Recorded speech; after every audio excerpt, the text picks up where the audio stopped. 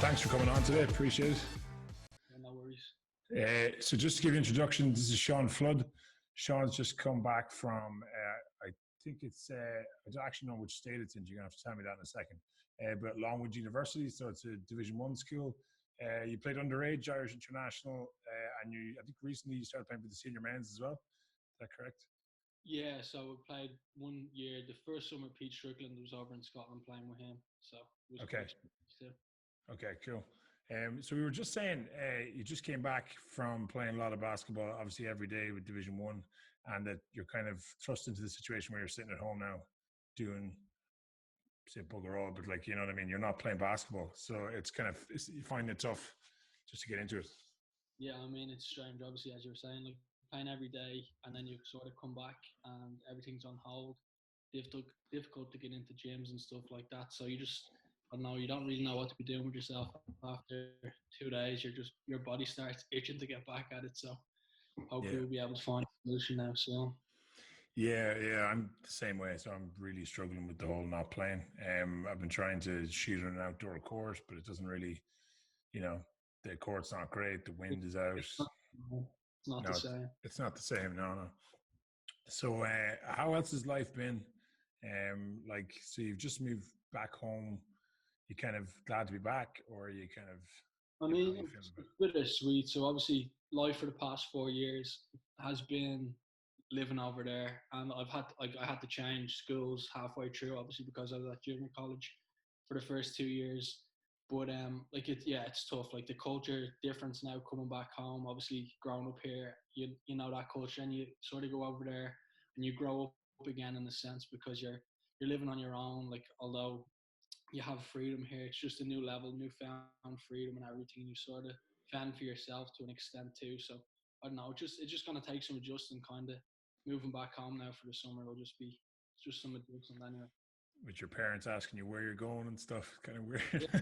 Well, I won't be going too many places now because of the lockdown. But even just Yeah. like I don't know, my routine sort of for the last while since lockdown has started is get up in the morning, just chill, make some breakfast, sort of relax in the room in the apartment, maybe watch some Netflix, and then go over to the gym, work out. Like I was lucky that I could still access the gym back over in Longwood, and then sort of come back, maybe make dinner, relax, sort of chill on the couch again, and do another workout then at home in the evening. But like now, I won't be able to relax on the couch quite as much. Like, sort of at me to do different things. No different to any other parents, really, I suppose.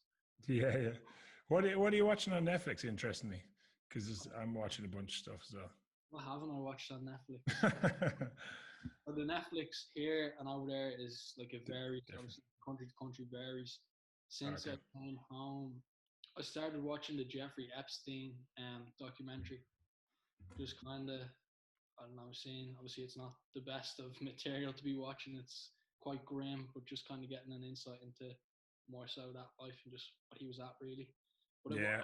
over the course of the whole lockdown, I've been watching everything. I've watched obviously Tiger King.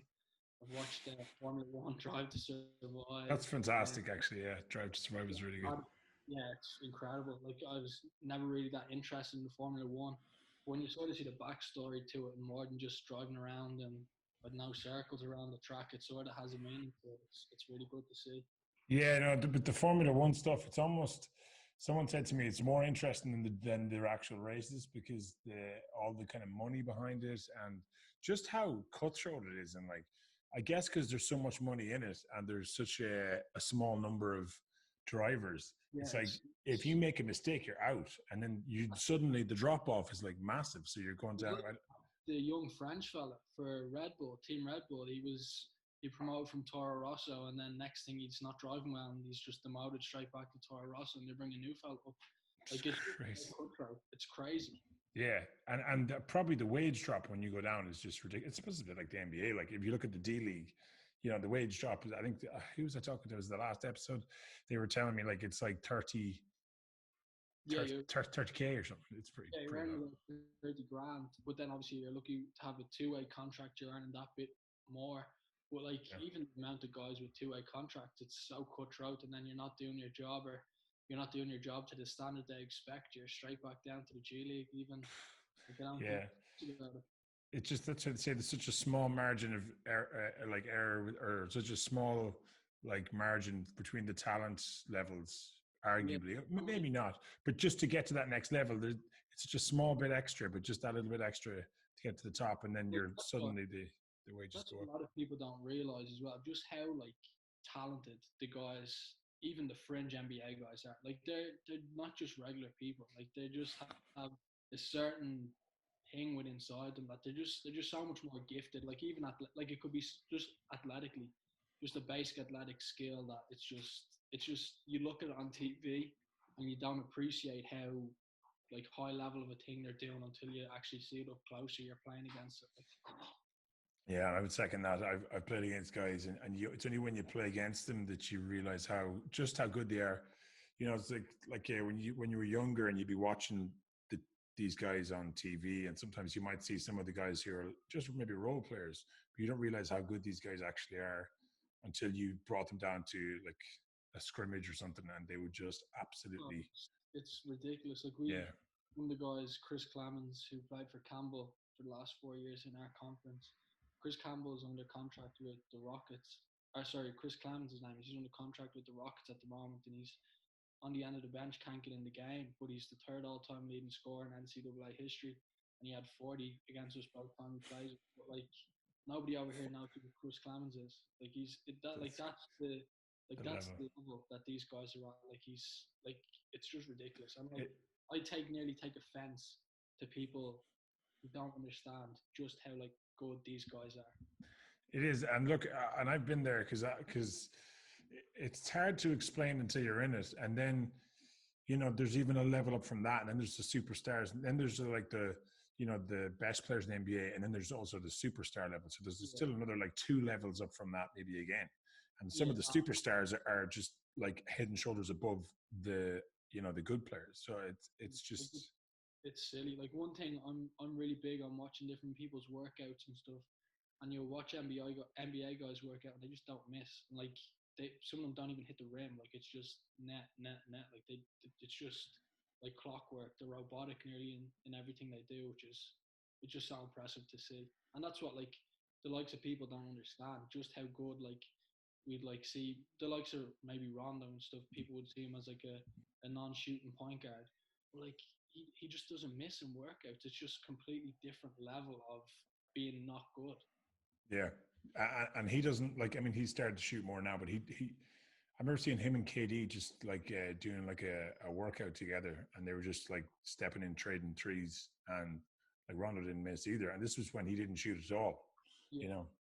it's And just everything about them is just so high level, and you just have to respect the amount of work that they've had to put in to get to that level. Because a lot of people, like you see a lot of gimmicks and like how to shoot the ball, but at the end of the day, like to be a good shooter, you have to shoot the ball to no different if you want to be good at something like in the classroom or whatever, you have to study. It's like you work at it and you should be rewarded over time. There's no secret tricks that you're just going to wake up one day and be a good shooter or be good at one aspect of the game. Like you want to be able to dribble the ball, you have to dribble the ball. Like it's as simple as that. yeah, there's no shortcut to it.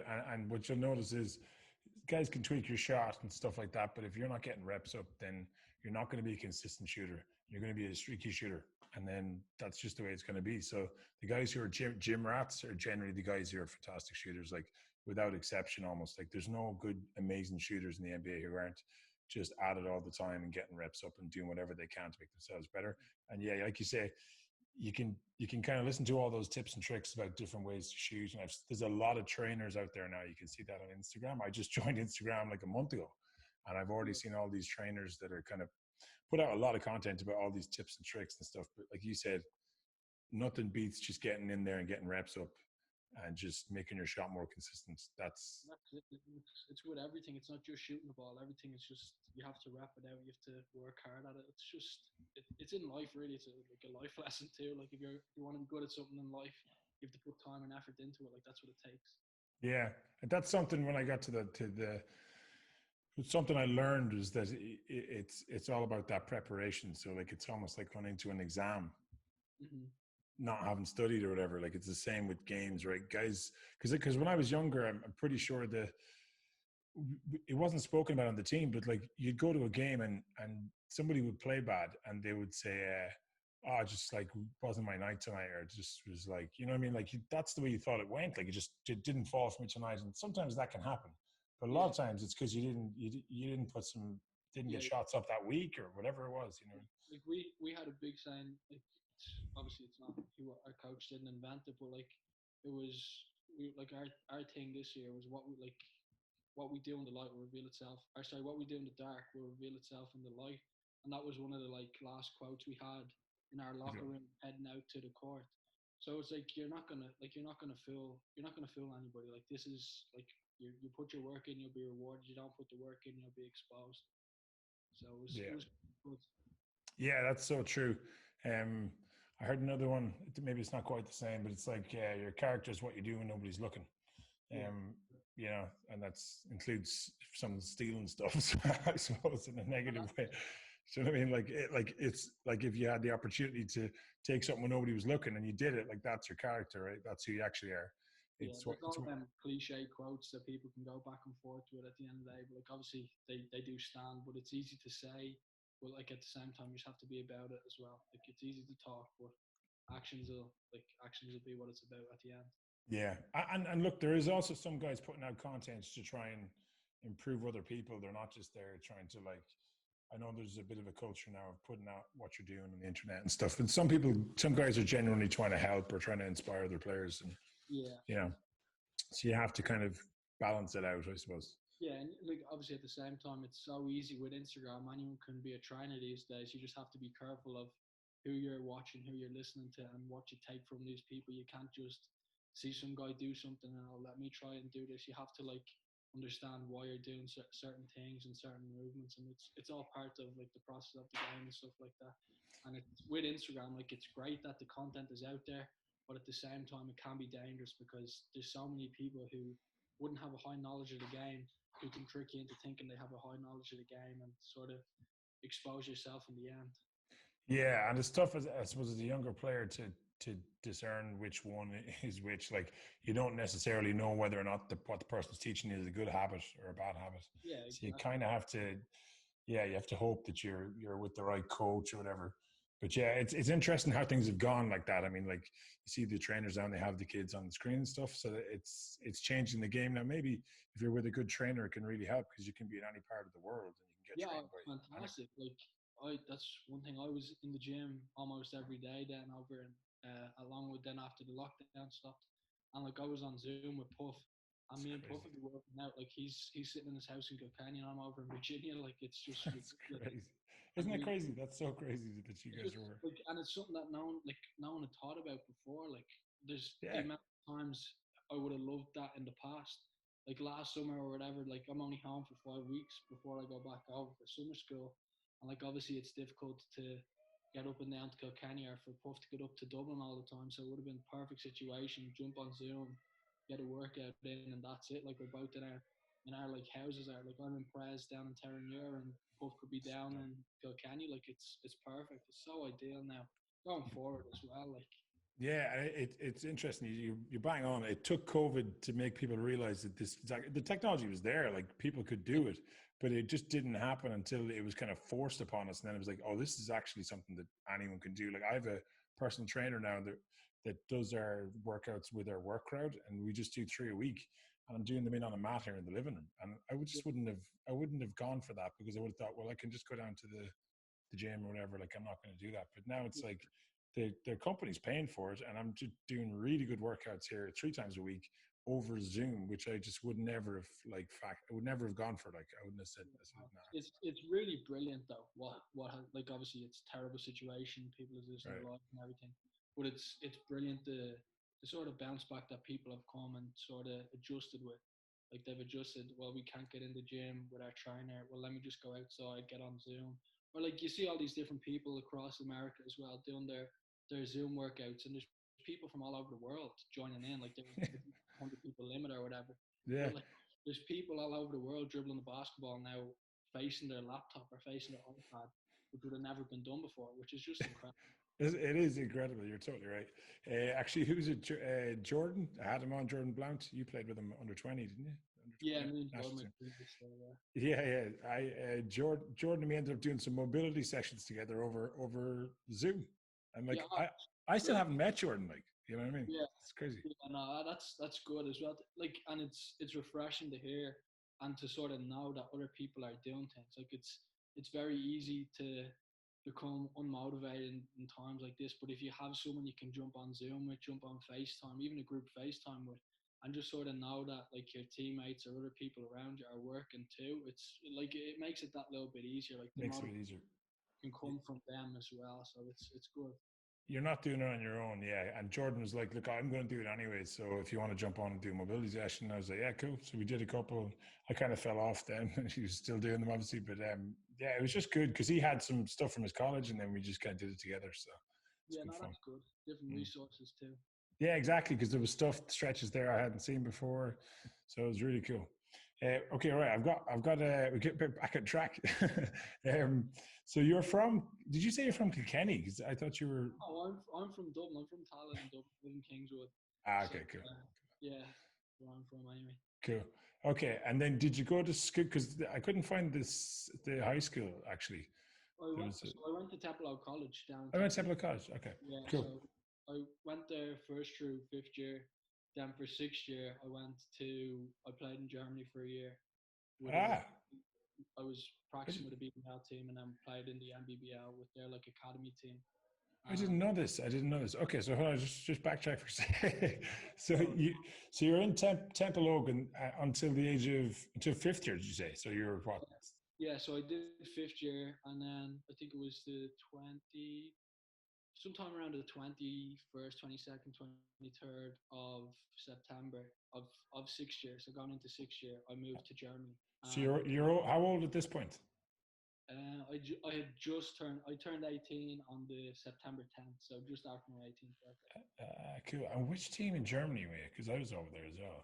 So they're called MHP Riesen Ludwigsburg. So they play in the BBL, Yeah, and they're like affiliate academy team in the MBBL, which is like doing the 19s league, which is also like a perfect resource that people can like your younger guys in Ireland should try and reach out and play, and just purely because of the standard of the basketball is good. Yeah. the MBBL. But their academy team was called the Porsche Basketball Academy, so that's where I was for the year. So I was getting to play very high level German competition and then also practice with the professional team twice a week as well. Deadly. So this was with the BBL team. That's a really high level. Yeah, extremely high level. Some of the guys in that team were some of the best players I've seen. So Yeah, that's it. The top league in Germany has like guys who are like NBA summer league players and stuff like that. oh, Really. like Greg Monroe played for Bayern Munich this year. So like, and then even some of the guys that was there when I was there. I don't want to be name dropping or anything like that, but they had played a few years in the NBA and stuff like that, and like they're very high level guys. Maybe they're just sort of coming down from the peak or just post peak of their career, so they're like not NBA level anymore. They would have always been French guys anyway, but they're kind of sort of playing in Germany top league now. Like they're still probably 28, 29, 30. Just didn't really fully break into an NBA team and sort of get their chance. But they're playing at the high level over in Germany too, so it's brilliant for them. Yeah, and sometimes it's just with those guys, like it's just wrong teams and getting the wrong spot.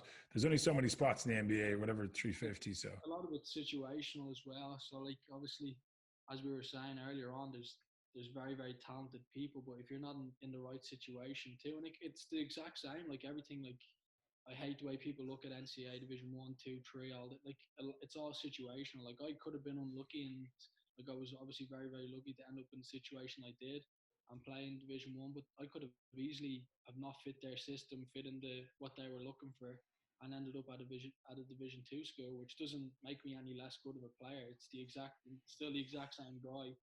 It's just I don't have that label of playing at a Division 1 school. I'm still the exact same player. So like it's all situations, and at the same time you get a lucky break. It depends coaches in the gym on the day. Like big time. And just talked to when I was at in the UK, I was doing a postgrad basketball scholarship at Durham University, and they play in the BBL. We played in the BBL that year, and we had three guys, and there was one Division 1 player and two Division 2 guys. And we were all obviously we got a weekend off and we just drank beers on the Saturday basically. And they just started talking about like how they got into it and the two guys from Division Two and the guy from Division One were saying like it can be very easy to get offers from both, and you might end up you could like they both had Division One offers, but they were both in situations where the Division One team was. I think they had guys there that they were going to be behind, and they would rather have played. And they had really good Division Two schools, like good academics, and they just went for that. So it's not. It didn't sound like it could, like they couldn't have played Division One. It just sounded like that they chose to play Division Two because of the situation. That's what it is a lot of the times as well. Like obviously, there's the high level guys who's getting the offers from the Power Five schools who are out and out. Like even like you just know they're going to be like that's their level. But then the people who make the wrong decision and they end up regretting it. Like so that's a smart decision you have to make. And like obviously a lot of it will come to the situation as you were saying. Like they had guys who are going to play ahead of them. Like, there's no point in going playing behind two guys where you can go and still play basketball, still get your education paid for and everything. So it's just sort of decision making at the end and like what the situation will be where you're about to go as well. Yeah, it is. There's a bit of timing and a little bit of, like you said, the right coach and the right gym, probably something like that, you know? Yeah, exactly. So how did you get the opportunity in Germany? How did that come about then? Was that to do with the national team under 20 or anything like that? No, more so Danny Nelson, who coached me underage here, he was down. Oh, Danny, yeah. So Danny was down in Australia coaching. He was coaching Coburn Cougars, like a regional team, and was an assistant on staff with the Perth Wildcats. So Danny got a job coaching with Reason, like the Ludwigsburg, and he was an assistant coach there and the head coach of the academy team. So it was my under 19 year. Danny knew me as a player, like obviously knew what he was getting. So offered me the chance to come over there on scholarship and play for the academy team. So that's how I ended up over in Germany. And like obviously got to practice every day. You're practicing once, twice a day at least.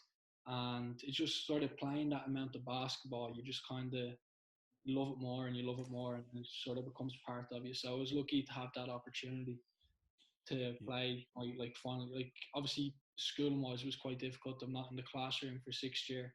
I have teachers over there teaching me my curriculum from here. But in terms of basketball wise, like you're playing such a high level of like, and how professional everything is, even at that age. Like you're treated like and expected to act like a professional too. So it was very very lucky with that. That's brilliant. I didn't know that at all. And when you said it, then I thought I had a flashback to me reading that or someone telling me. But then it was just interesting to hear because I'd been in the German league and it was second league. These guys they're now in the first league. They're now in the top league. A team called Kreilsheim.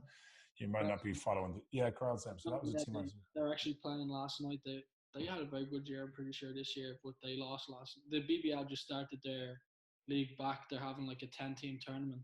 Oh, right. So okay. I was watching the Ludwigsburg team play earlier on, but I was trying to get the Kreilsheim stream working last night, but they ended up losing. I think they lost by about 10, but one of the young German kids had like 30, which was sort of unseen. He was the young guy.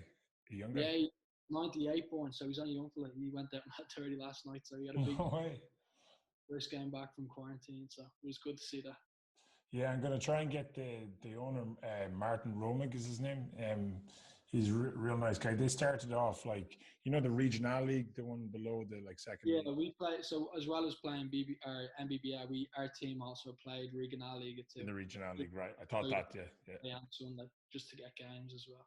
They're still a decent league. Like they still got two Americans in a lot of those teams, don't they? Yeah, as far as I remember. Actually, it was funny. One of the years we were playing there, one of the Americans on one of the teams had come down from the BBL because his wife had a kid or something. He didn't want the time commitment of practicing all the time, but he was still getting paid fairly well. And he was just, you can tell he was a pro's pro, like he was a phenomenal player. That's crazy. Who was it I played against in the second league? He was a top. He was. They were calling him the next Dirk, Elias Harris, and he went to Syracuse. He went to, I want to say. Yeah. Anyway, and he was almost drafted for the NBA, and he decided to stay another year in college. And his stock went down. He got injured or something, and now he's back playing in the German first league. Actually, so I don't know if you're still following it there. Elias Harris, isn't it? High level, and then like even how they're going about things now. They're just sort of the league is getting better and better and better. So it's good to see. It's interesting, like basketball to watch as well. Yeah, and they have changed it. It was who is it? Michael Bray. I don't know if you saw the episode of Michael Bray, but it's worth watching. By the way, it's a really good Yeah, one. yeah, Michael was talking about the fact that like their league, the first league, I think it's still like this. You might be able to tell me this. It's like 6 Americans or 7 or unlimited Americans. So like it's yeah, basically his point was that like in terms of for the spectators, it's a better product and people are going to watch it because it's just higher level then, right? yeah. Exactly. So yeah, the rule is you can have 6 non-German guys, and you have to have 6 German guys on the team on the roster. Oh But right, okay. there's not a limit to how many can be on the court in the BBL anyway at one time. So like you can have 5 of your 6 Americans on the floor at the same time. But then a lot of what happens as well is you'll get American guys who have married a German, who have a German passport now, or like the German passport holders, like true grandparents or something like that, and that like they're American. They probably don't have a word of German, but they're now considered a German player, which obviously is quite different to the situation over here. Yeah, and that's what I know. So we had 2 extra Americans in the second league because you're only allowed, I think it was 2 or 3 at the time in the German second league. But then we had 2 extra ones. One guy who had an Italian grandparents, another one who had an English grandparent or whatever it was. So basically, they're like free Division One players almost. Like so, they're like if you're an American that played Division One that has a European passport, it was like gold dust. You Yeah, could get paid really well because you were not taking up an American spot, but you were another American base. yeah, exactly. You're an American guy here. Cool. Okay, that's really cool. That's cool. If you still keep in contact with those guys, or like the German team, or So yeah, I talked to one of the point guards who was on the first team. I reach out to him every so often. I was talking to him there probably about 3 weeks ago, just kind of getting different advice with like the next steps I'm about to make going forward on how he handled his. He's an American guy, how okay, he handled his transition from college basketball to professional to like working his way up through the professional ranks to he's playing for like the top league in France now. So okay. like it's good to sort of reach back to them guys and kind of like get some insight into how their journey went and then how they managed to climb leagues and like and have been able to carve out successful careers for themselves too. So. I think that's invaluable, and that's something that when I was at that level, I actually didn't do, and I know it sounded like Colin wasn't doing that. Colin O'Reilly when he was over there in Germany as well. I don't want to speak for him, but like to have somebody that went through it and to kind of advise you on what to do that's kind of been successful with it is exactly what you need. So I would say that's a good Yeah, step that you took. You know. I'm lucky in that sense that I have them people, and even the people within the country here who have played professionally. You know, Adrian O'Sullivan. I talk to Adrian quite often. That's right. Yeah. Played professionally. I can always talk to him. Obviously, Puff, who I'm quite close with, Paul Dick. I'm sure Paul would have no problem answering questions if I reached out to him. And then obviously the likes of Paul Cummins and Jason, who I played with here for a That's year, right. Yeah. who that like the 3 of them were great for me in terms of getting me ready for college. I remember something I'll never forget. Like probably the week, 2 weeks before I'm heading over to college, the 3 of them take me out to lunch and we sit down and like we were chatting and just kind of letting me know what to expect and going over there and just kind of preparing me, which is, as you were saying, it's so valuable now that I've had that resource and that hopefully I can be a resource for somebody else down the line looking to go away as well. So. That's great. That's I didn't. Yeah, that's so cool. That like they, because I guess they've all done that. So like they've all taken that step, so they kind of understand it. And another thing that Michael Bree said was that he didn't really have someone for that because so he Yeah, obviously turned up. he was like the first. He was like the first guy to do it. So he's Yeah, gone blind. He has no. He has nothing to sort of go off. yeah, and he's gone into a strong program, and I think he like obviously didn't play the. You know, you're just not going to necessarily play as much minutes as you like or do the things you want to do initially. And he just said he obviously nobody to turn to at that point. You're just kind of dealing with the whole situation. You're very young. You can just imagine like you know nobody to phone and be like, "What did you do?" Whereas And he like said it. You know, I like personally, I can relate to that, especially like my first year, as I was saying, I went to junior college, Santa Fe College in Gainesville in Florida. So like obviously everyone thinks, oh, you're living in Florida, you're living the life, but like you're playing basketball in college, you're like life is great, but that's not the case.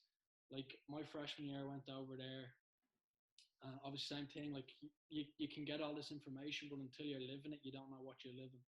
So Right. like I go over there, like obviously being one of the top guys in like underage basketball in Ireland, everything is sort of that little bit much easier for you when you're here.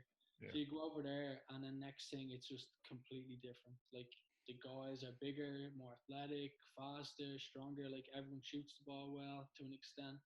So like I go over there, not like obviously knowing, but not knowing what I'm getting myself into. Because there's also like I didn't know beforehand any Irish guy who had gone and played junior college.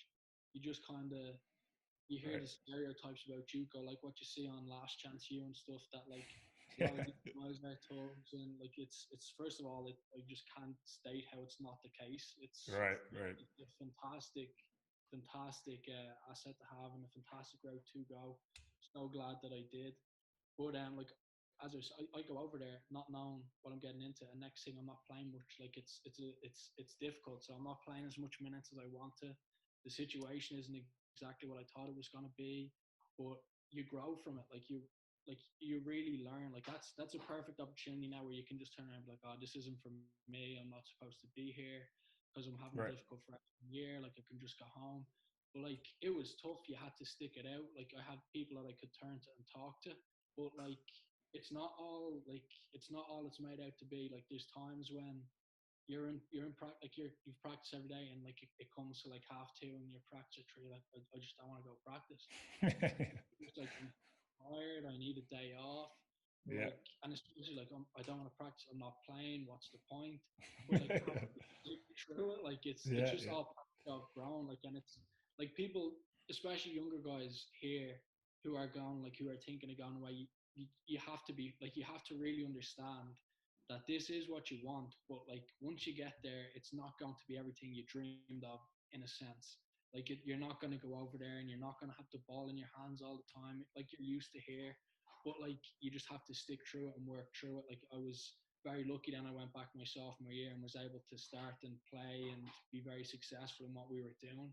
But like you just have to stick through it. Like it's going to be tough. There's times when it is really going to be difficult, but you just have to sort of stick through the course of it and just like continue to keep your head down working at it. Like it like you're gonna come into situations where it's not going to be fun, but at the end of the day, that's part of the game and part of growing through it.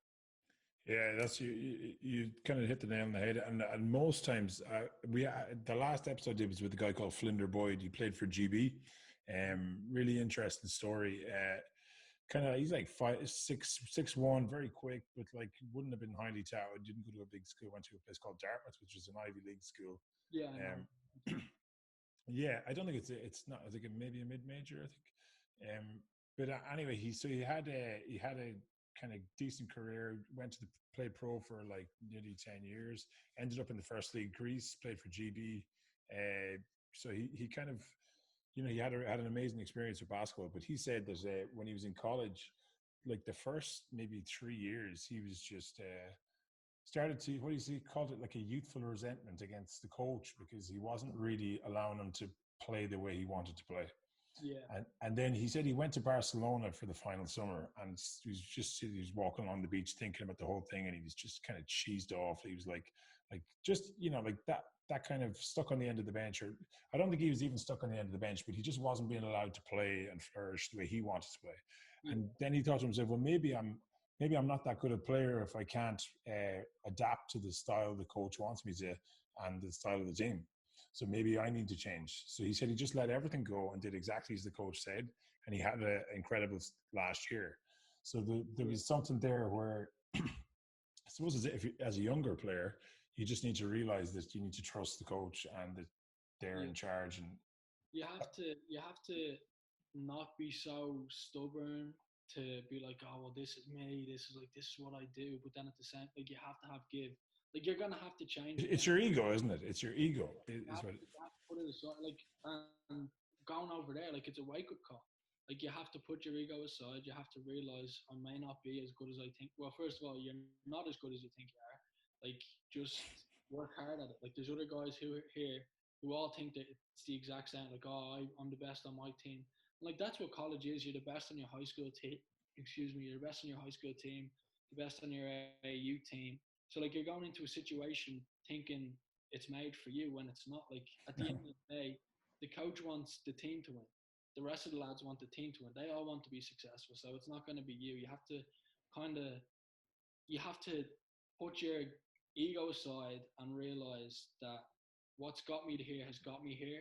But what takes me this step further is just sort of like letting go, doing what the coach wants me to do. But at the same time, you still have to remember who you are and what got you there. You can't get away from the main principles of what's got you there, but you just sort of have to be willing to adapt and willing to adjust without completely letting go at the same time, I'd say. Yeah, there's a bit of that too. Like another thing I hear from some of the Irish guys, again, coming from a setting where, as you say, exactly, they're the best player, and they go over and they said that because they took on the role that the coach wanted them to take, it was at the detriment of other aspects of their game. So you kind of have to maintain that, like you said, that thing that got you there. And it's a tough balance because you get given this role. I mean, it happened to me when I went to Germany.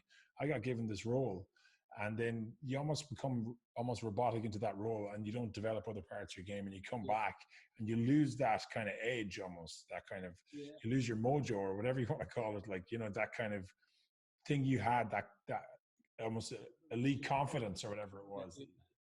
And like it's so easy to be shaken in situations like that was like me my like freshman year in JUCO. Like I hate it. Like Really? the style of basketball we're playing, we're very one-on-one oriented. It's very little ball movement, pick and roll, European style basketball. It's very much go break your man down off the dribble, like get in the lane. Like obviously it's very, very little pick and roll situations, which is just like, to me, it's like, what do you mean we're not setting pick and rolls? That's how you play basketball. Right. So for my whole freshman year, I'm like, man, we should be running pick and roll. This is what we should be doing. And then I get home, have time to kind of like, I don't know, just think about things. And as I was like, kind of like your last guest was saying, just kind of let it go. Just go into it with an open mind. Your coach isn't going to change. Like, right. He's not changing. Coach, he's not changing.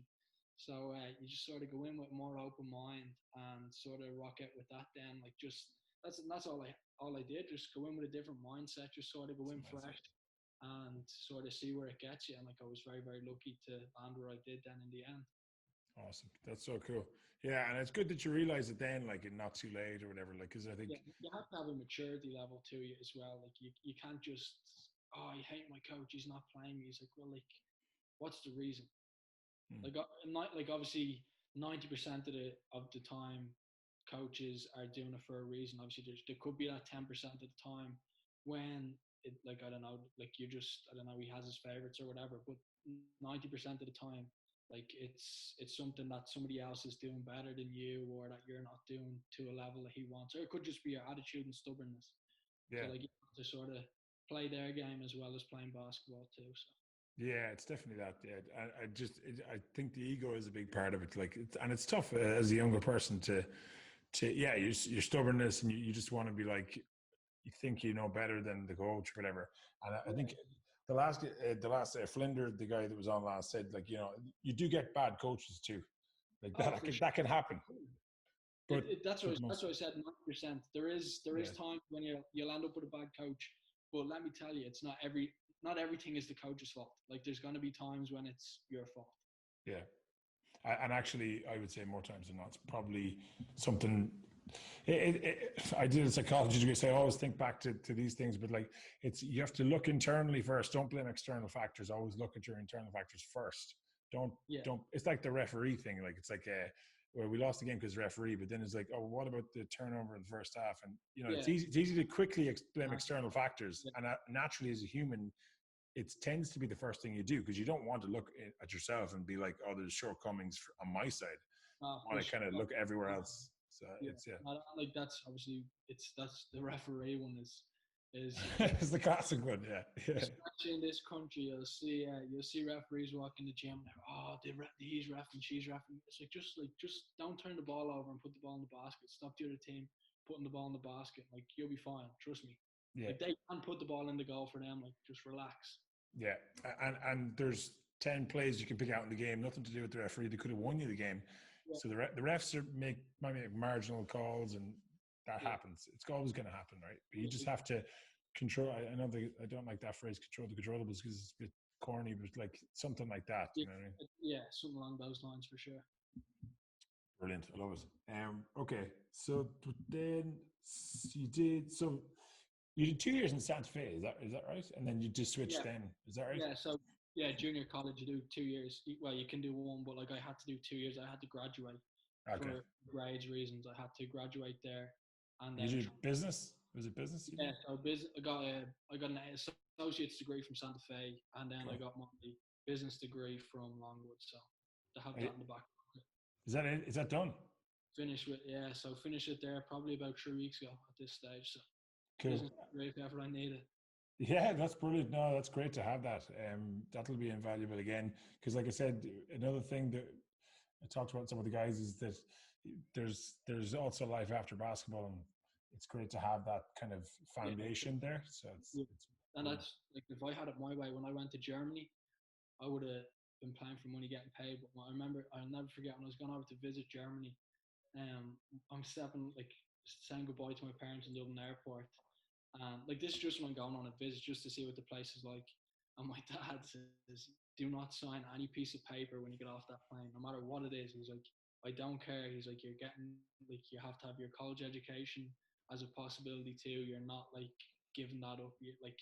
They were way bigger on me going to college than I ever was big on going to college. Obviously, the dream was to play Division 1 college basketball, but they kind of made that dream their dream to get my college degree. So Yeah, and you can kind of do both now. I think it's like it's almost like the thing you're always worried about with basketball is or professional sport, maybe you could just say, is that like don't let it use you and yeah, then just dispose of you, like because you don't know where it could like you could end up not earning enough money to retire. I think Colin was talking about that as well, and he kind of got to a point with it that and Flinders said it too. You get to a point with it where you're like you said, every single day. I remember being over in Germany, like the fun gets taken out of it sometimes. Like you probably felt that oh, sometimes, right? there's so many times like over the last 4 years, you're like, man, like, what am I doing? Like I hate going to practice. It's just so monotonous. I wake up with a sore body today. I'll go to the athletic trainers, get like ready for practice, get my body back to. You're trying to get it back to like 80% to have a good practice. Then you wake up the next morning, you're back down at like 30%. It's like, man, like I'm just tired of being sore. Like I'm tired of being tired.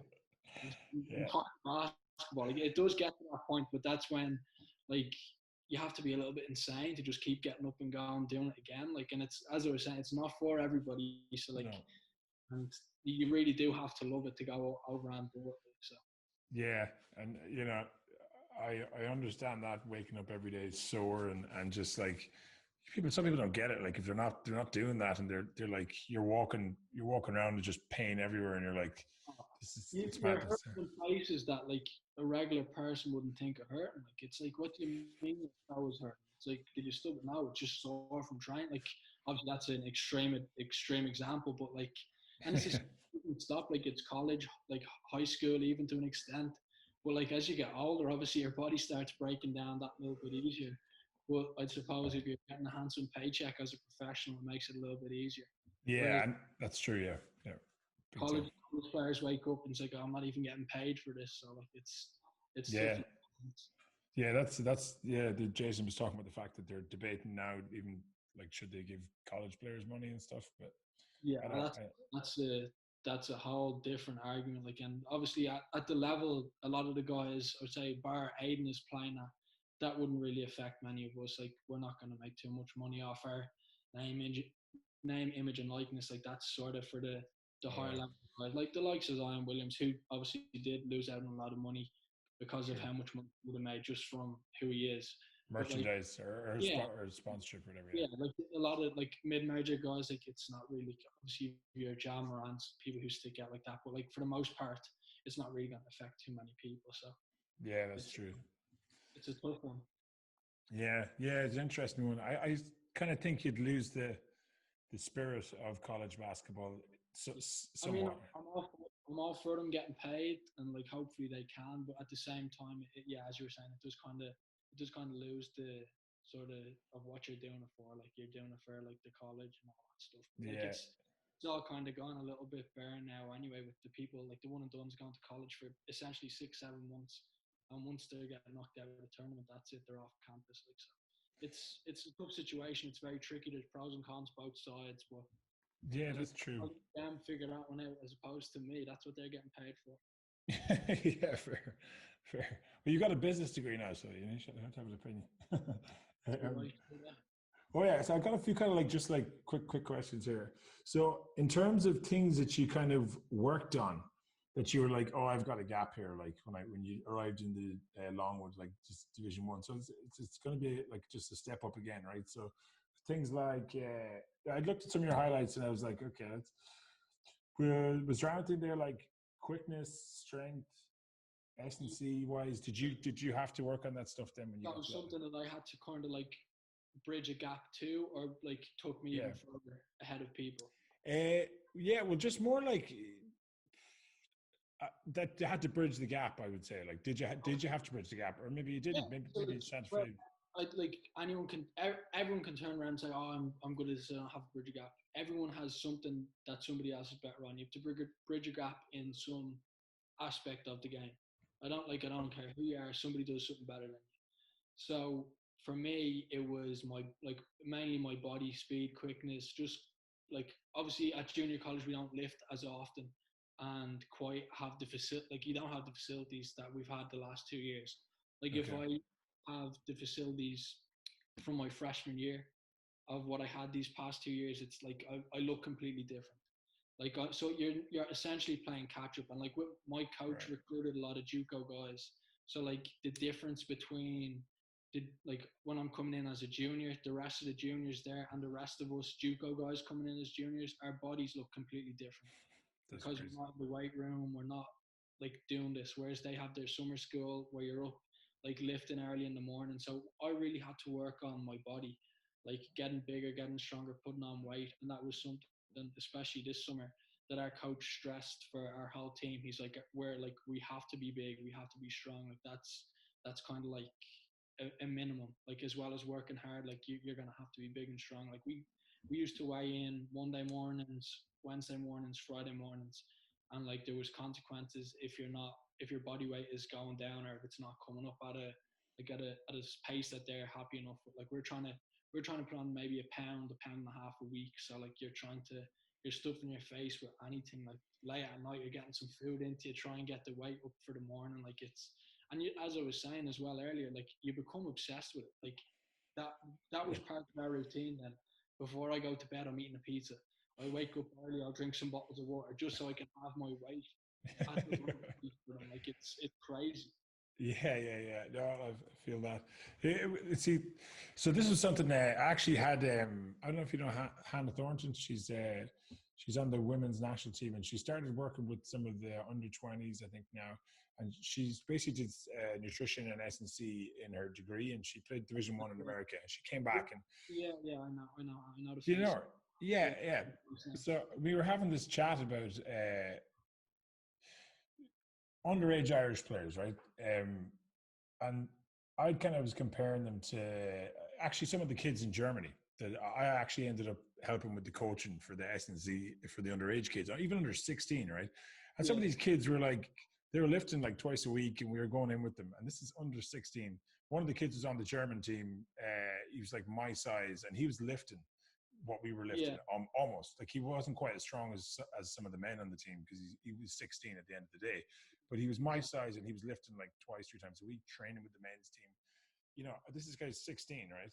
And That's the main difference between obviously that's what I think. the well, I'm not going to say the main difference, but like that's probably if What, I was it's, to if it's you're just going one to of the stick key it, differences, or one of the yeah, key. that'd be a good way to put it. If you're going to put an Irish kid and an American kid side by side, a lot of it is just the body type and the stuff they do. Like you got people going to, especially they join the gym in fourth year, they're in the gym, like, but like you're not really in the gym. Whereas it's so much easier over there. You're in the gym with this starts in high school, and Yeah, like they could be in the gym with like American football team and their basketball team. So like the bodies and the athleticism level is just like it's not noticeable. Like the noticeable difference is crazy. Like I would have lifted weights sparingly before I went to America, and when I got to my junior year in Longwood, the difference is just ridiculous. Just purely because these boys have been lifting since they're probably 16, 17. 16, Like 17. Yeah. we did lift in Germany a little, but like it's not quite as intense as well as the Americans. That's like even across Europe, I'd say that's the gap between a lot of Irish. Like I'd say more so between Irish players in Europe than Irish to America. Like just we can bridge that gap way more with the people in Europe just purely by like taking strength and conditioning and nutrition seriously. To the next level. And Yeah, I totally agree. unfortunately, it's not what people do. Like yes, you need to spend your time on the court. But you also need to spend your time stretching, doing mobility like you've been doing, and in the weight room. Like this is all equally important as being a basketball player. Like there's more to it than having the ball in your hands. Yes, that's the most important part of it, Yeah. but there are aspects that you can be working on. Yeah, and I was trying to make the argument that when I started doing serious S&C, and I kind of had to kind of get my own resources. I didn't go to college in America, so I kind of just spent the summer with a guy who was he was in the army, and we just went at it. And I tried to keep it like the weight down, more basketball specific stuff, and I spent the summer training. And, and the improvement was probably 30% better because you're better at everything. You're not tired at the end of the game. Your shooting's more consistent. Your defense is better. Your rebounding's better. You can move guys out of your way in offense. Like everything becomes, your passing becomes better because you're crisper and stronger. You're not like absolutely like globally you become like a 20, 25, 30% better player. It opens a new aspect of the game, and like your body will let you do things that you've never done before. Like I'll find that like you'll be able to bump someone off you, or you'll be able to take contact and still have balance, or something And like finish, to fight over a screen. Someone tries to put their shoulder into your chest, you can fight over the screen easy. Just all different aspects that just purely come with working on stuff that's people wouldn't think of directly when they're thinking of being a basketball player. Yeah, and that's including your explosiveness, including like stuff like that. Like you can see someone like someone who hasn't really left Ireland or kind of gone and played professionally, but even Lorcan, the fact that he does that explosive training, he's just going by guys and laying up over them, and he's stronger because of that. Go through their shoulder, like it's like they're not there. Like they'll be guarding him, but he's gone through their shoulder. And like obviously Lorcan is a freak athlete, but at the same time, people may not have seen until now that he started posting stuff that it's not by accident. It's not by accident. Lorcan didn't wake up one day and just jump higher than everyone else. He had to work for it. Yes, we can all work as hard as Lorcan does. We may not max out. Our body may not let us max out as what Lorcan does. But you can bridge that gap, which can make you be that little bit closer to it. I'm not saying everyone going to go out and beat Duncan like Lorca or anyone, but you can get to it. You can max out what you do have. So like that's something that Irish basketball players haven't really done in the past, and hopefully going forward can do. Yeah, and it's something that I noticed that it was immediately obvious to me when I came back was that I'm looking at this is, so I was trying to like look at I came back in the last year, and I was kind of like, I was hoping that kind of I'd come back and I'd be looking at the younger players and the kind of S&C that you'd see with maybe the Dublin football team they've taken to the next level, that I thought I might see that in the basketball side of things, under 20, maybe under 18 national teams and the top players there. But seeing these guys, I'm like, these guys are 18 years of age now, and you can see, you can just look at these guys and tell that they're not doing a lot of S&C, and they're not now arguably. So Hannah's point was that you shouldn't compare, right? You shouldn't compare them to the other countries. And I agree with her to a point, but then at the same time, if you don't compare to the other countries, how do you know where the bar is? There needs to be a baseline that you're aiming for, right? Yeah, like obviously Hannah studied, so she's way more sort of qualified to speak on it than I am. But I would be one that would be comparing. Like, obviously they have better facilities, but why can't our kids do that? Like, why not? Like, why not be like him? Yes, he may be able to be in a weight room with his team, but like, why can't you get in a weight room? You're like I know now, even since I was under 16, a lot of national teams are giving them strength and conditioning programs to do So like, why can't you be doing that? Like when Colin was the coach of the senior team, Colin, like I practiced with Colin and the team down in Cork for that summer. And Colin had a lady on board. I think her name was Deirdre. I could be wrong in saying that. Who sent out like weightlifting workouts for us all to do. Like, and I know that has sort of trickled down into underage teams now. So what's stopping us bridging that? Like, it's such a small, easy gap to bridge. That's what I think. Yeah.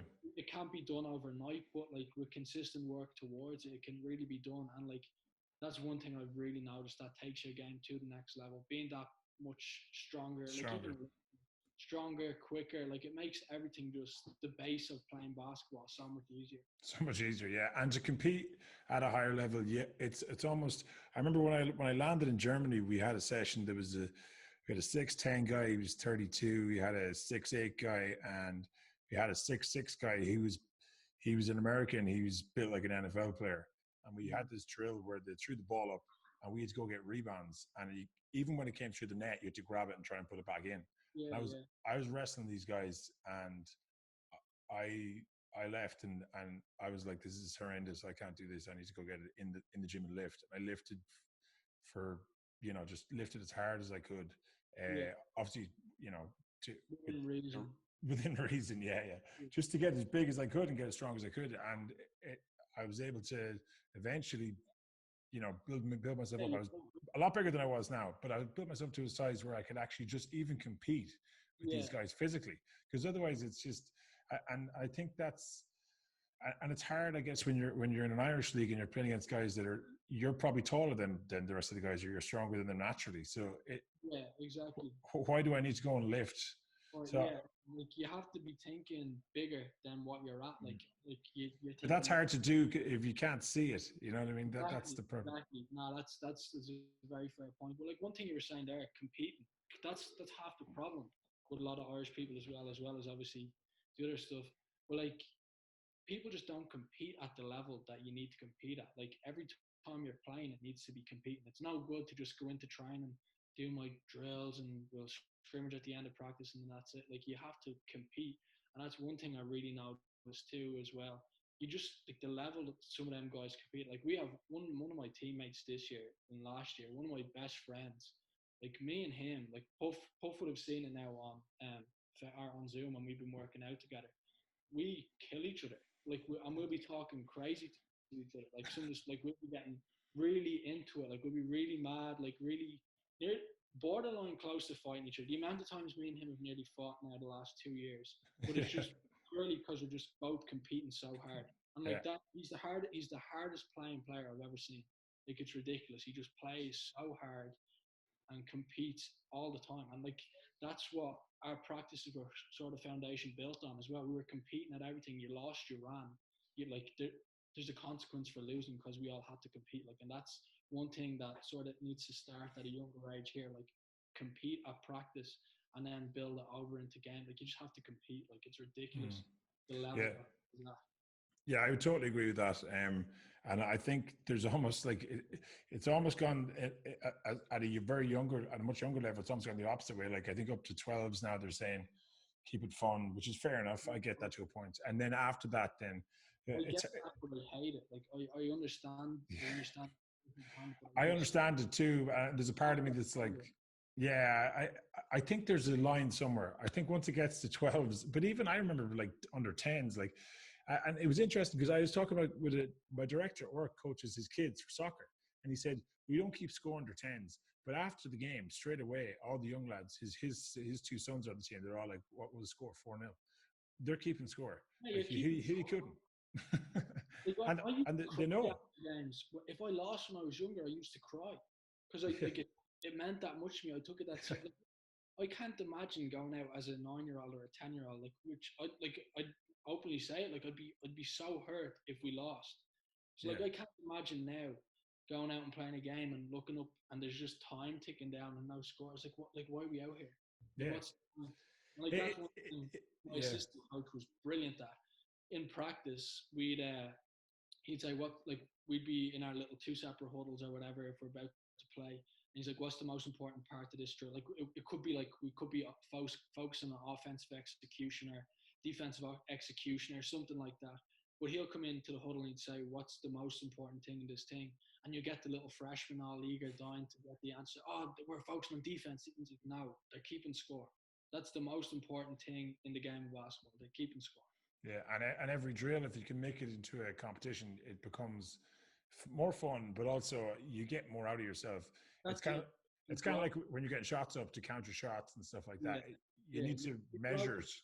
Yeah, exactly. You grow through these things, and like you're not going to be able to be all friendly in practice, and then next thing, because you're wearing a different jersey and someone else is wearing a different jersey, be able to turn it on. Like that's just not how it works. Yeah, and I just, I know the people out there thinking this, they disagree with this if they're listening to it about the underage stuff. But like, for me, like, okay, obviously to a point, maybe to 10s, under 10s, maybe even under 12s. But then after that, it needs to be competitive because like that's what life is, right? Life's a competition, and Exactly. It's not fair. you're giving them a crutch by letting them away with mediocrity. Like that's not how people become great and do great things. It's not. That's not a good lesson to teach a kid, like that you should just accept participation.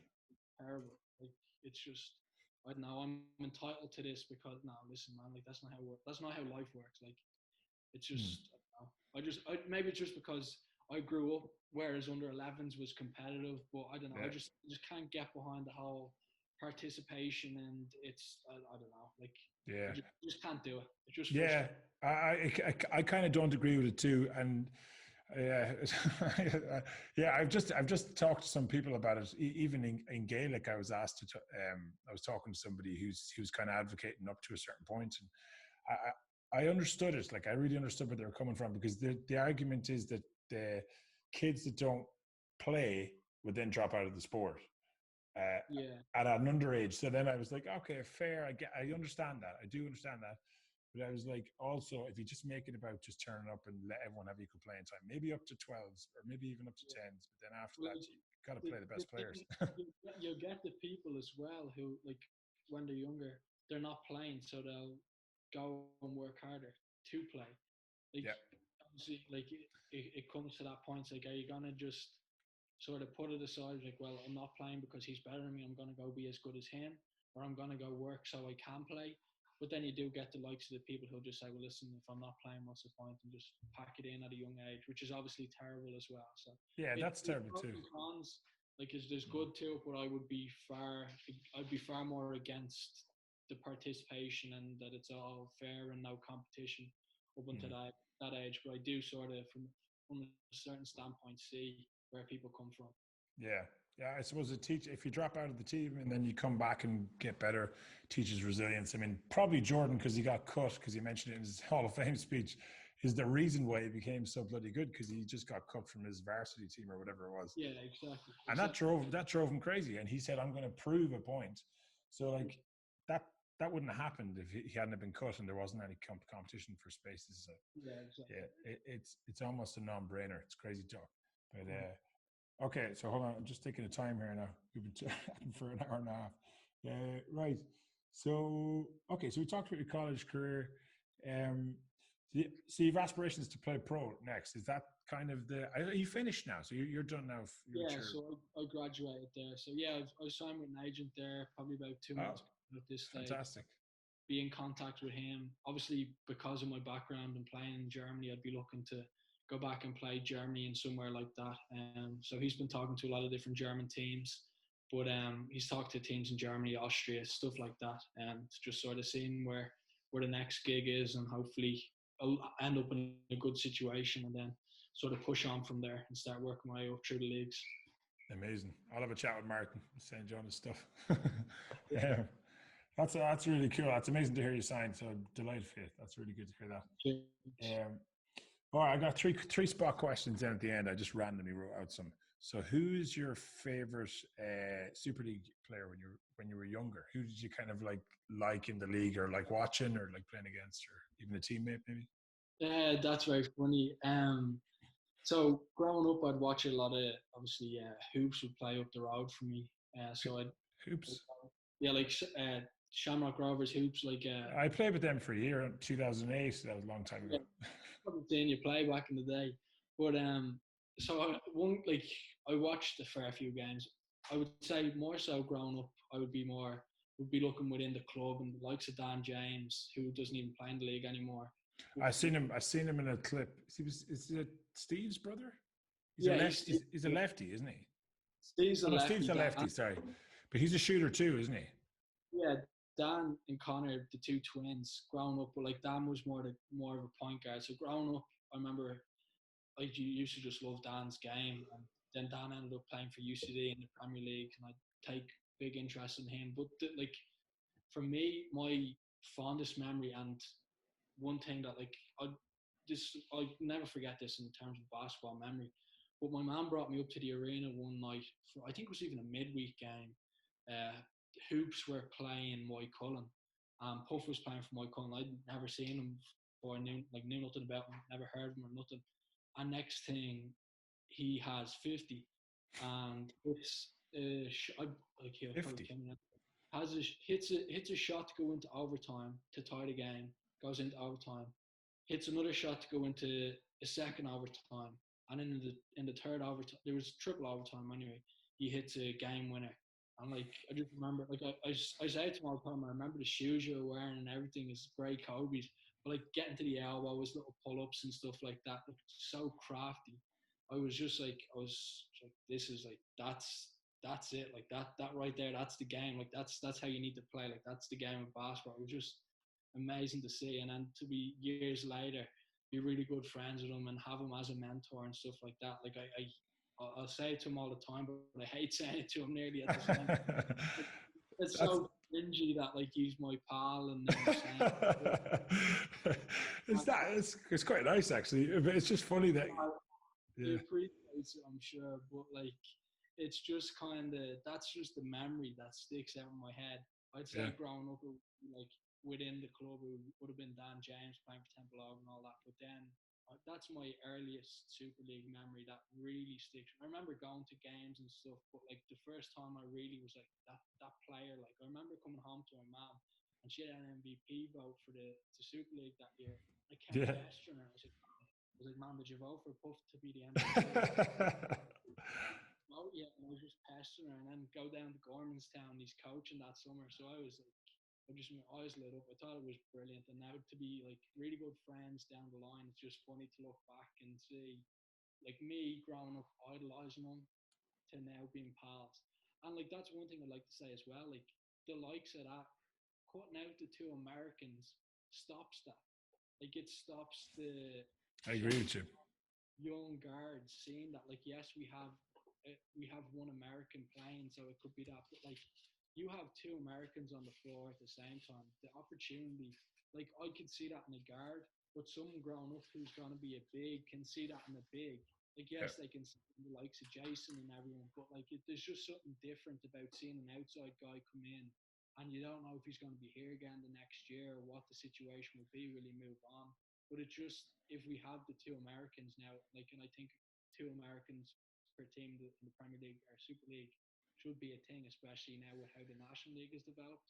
But like, it will memories for the next generation of like younger kids. Like I don't know, it could be an 11-year-old, it could be an 8-year-old, it could even be a 14-year-old watching a Super League game now next year that could have that moment where it could be anyone. And like Josh Wilson was your American, I know this year. Yeah. But it could be someone being like, oh, I remember Josh had that game against whoever, or like I was quite bad at keeping up with the league this year, but like it could be a situation like that now. Well, it's interesting. Yeah, no.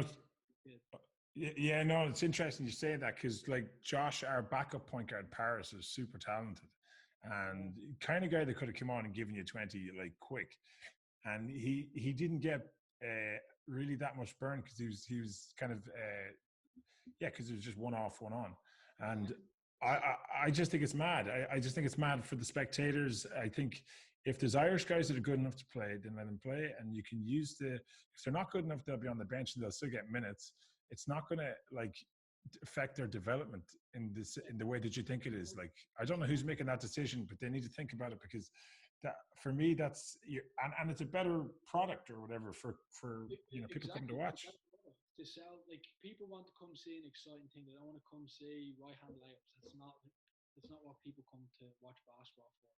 So like, I think now, especially with how the National League has come on, like it's a perfect opportunity for that to be used as the development league. Like a lot of the Yeah. teams, all the younger guys won't get a chance to play, but there's a lot of younger guys now who are sitting on the bench in Premier League teams because older Irish guys are better than them.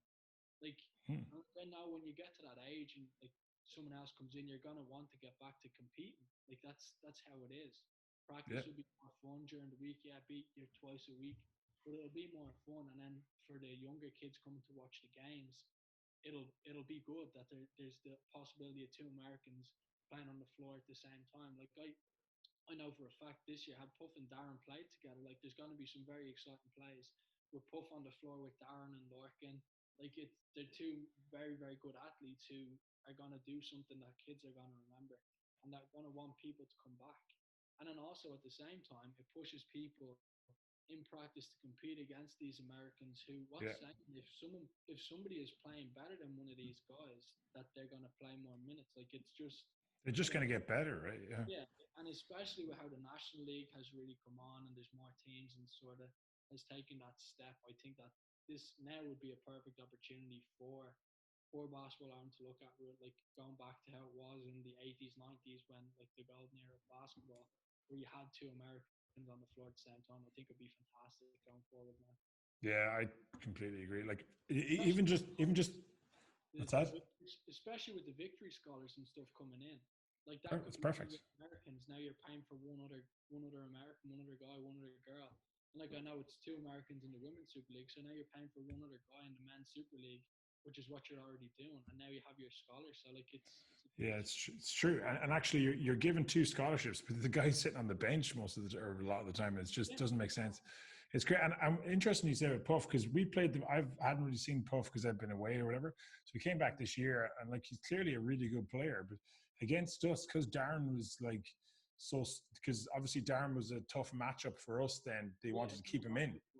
I didn't get to see.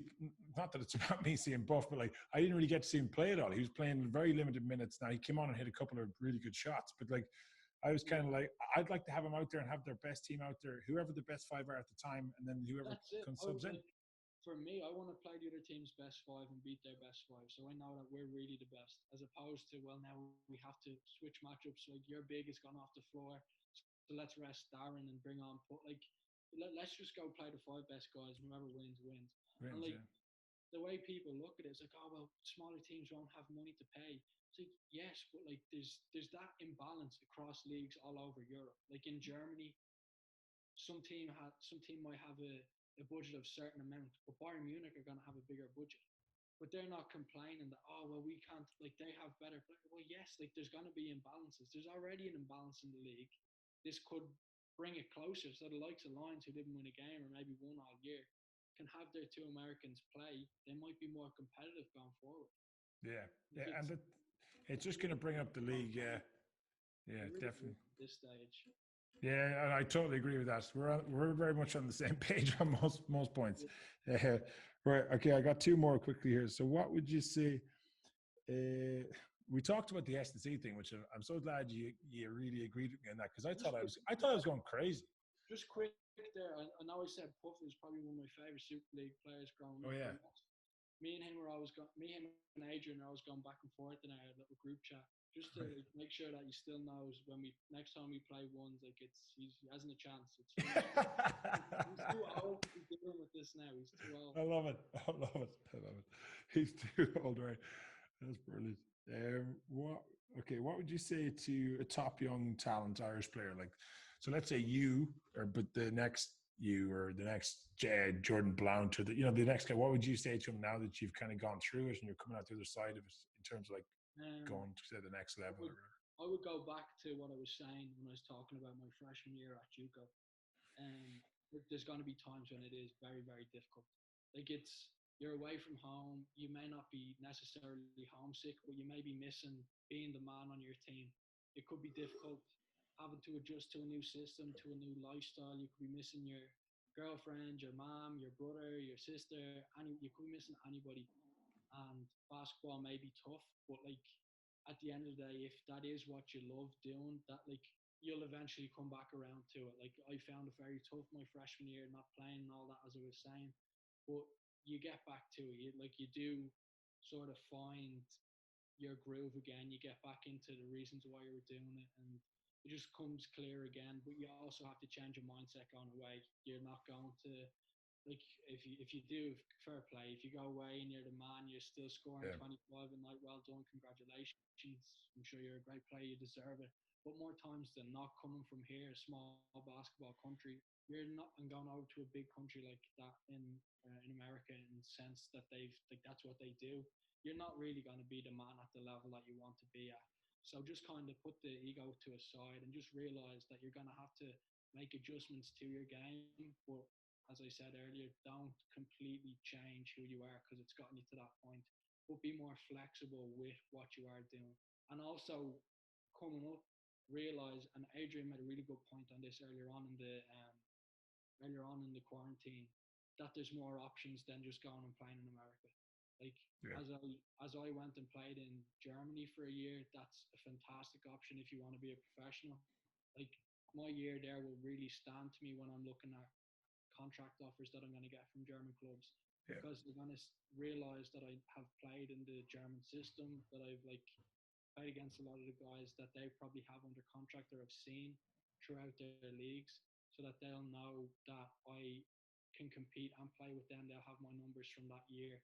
Yes, it was 4, 5, 6 years ago, but they understand that while them players have taken steps, I've taken steps, and that there is other aspects of leagues to get to a final destination of being a professional. It doesn't have to be Division One, NCAA Division One. There's tons of other different channels that you can eventually get to be a professional basketball player. And there's not one right way of doing it. For me, the right way of doing it was going to JUCO, from JUCO to a Division One school. There's nothing stopping someone going prep school, JUCO, Division Two, professional. Like there's tons of different chances and routes that people will take, and like you just have to stick the course of it and sort of understand that it's all going to come down to how hard you work at the end of the day. You don't, like, as John Carl, I remember saying it, I think it was on Twitter, not necessarily the best players on every team is the hardest workers, which is completely true. But you can really control how far you get through working hard. That's just sort of it. Like you have to work hard to get to the place where you want to be and to max out your potential as a player. Yeah, and you're bang on. Like there's guys in England who there's one guy I'm actually going to get him on. He started off in Loughborough University on scholarship, which is the best actually sports university in the UK across the board. So like all the Olympians would go to the track running there, the swimming, all that stuff. It's the best, number one. But in terms of basketball, it's like, yeah, it's not the best even university for basketball. So he went there and he ended up playing in the Australian First League. I think it was First League.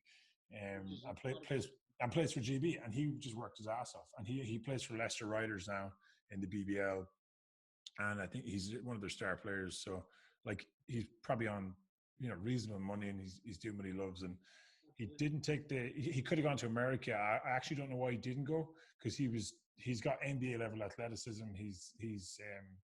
So like you said, it's not always the one option. And there's other ways to do it. My option is different than anyone ever. My route to Division One basketball is different than probably anyone ever coming from Ireland.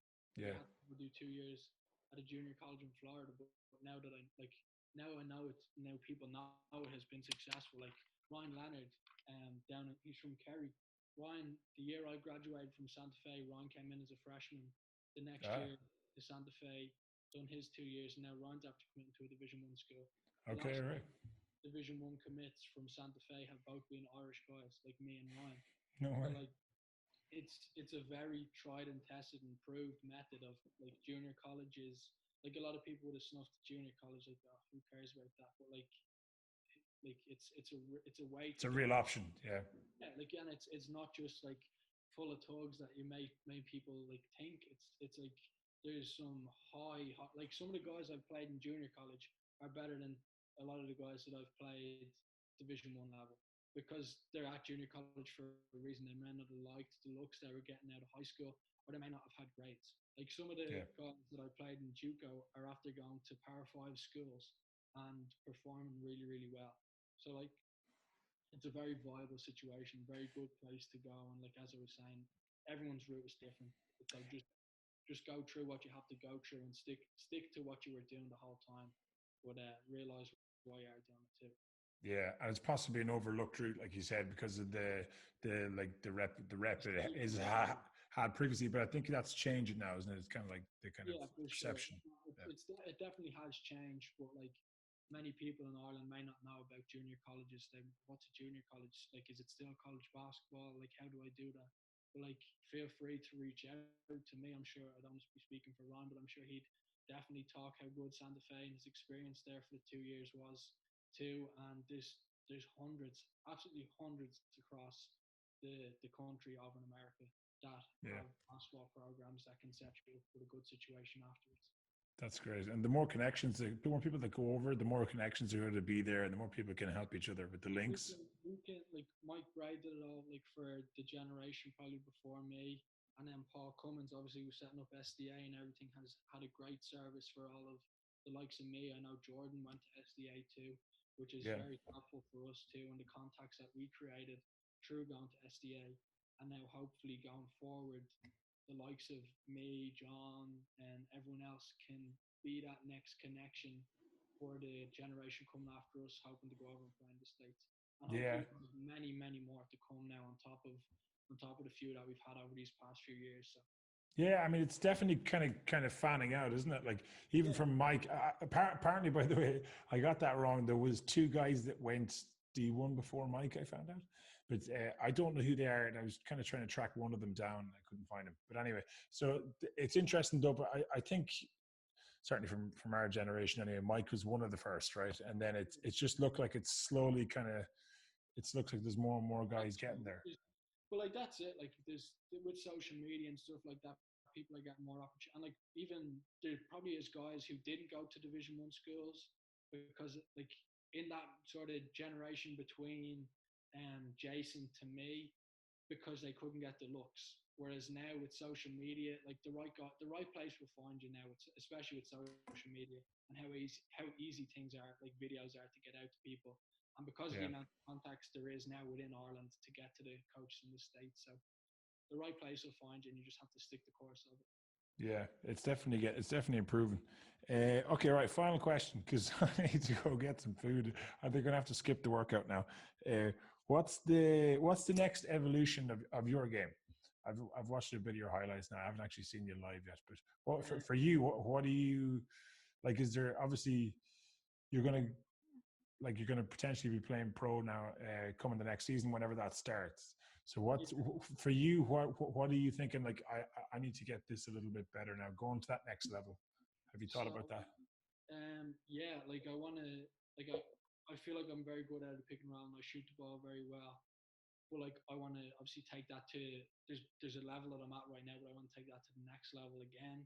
But I also want to, for me, I want to be like as a professional, I want to be a great defensive player.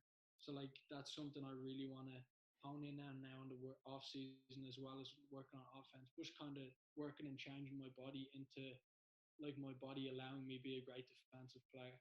But on the offensive end as well, just like you can just never stop working, being more crafty, being smarter, making better reads, and like having a tighter handle of the ball, like all just small intricate details like that. I'd be crazy to just turn around and say, oh, this is what I'm working on. Like I really obsess over smaller details, which has allowed me to be successful as I've been so far. But like I'd be looking for intricate details within what I do well and what I don't do well to try and take the next step to just kind of give me a little extra edge over somebody else who may not be as focused on them things. That's good. Yeah, kind of holistic view of the whole thing. Yeah, definitely the decision making. I noticed that at that level is important. The coach will, if you're making the really good reads and decisions like in game, then that definitely helps in the guard position, particularly. Obviously, you're trying to make everyone else better. So I definitely think that's one definitely like keying on that.